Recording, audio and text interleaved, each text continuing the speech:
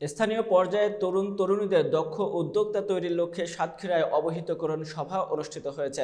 বিস্তারিত দেখুন মোকাররম বিল্লাহ ইমনের প্রতিবেদনে।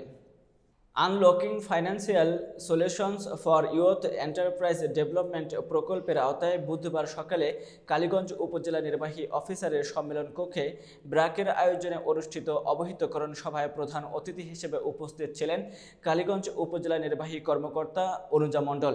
ব্র্যাকের জেলা সমন্বয়ক এ.এম.কে আশরাফুল মাশরুতের সভাপতিত্বে এ সময় উপস্থিত ছিলেন কালীগঞ্জ উপজেলা সহকারী কমিশনার অমিত কুমার বিশ্বাস, কালীগঞ্জ উপজেলা সমাজসেবা কর্মকর্তা শহীদুর রহমান, ব্র্যাকের জেলা ব্যবস্থাপক মাজারুল হক সহ আরও অনেকে।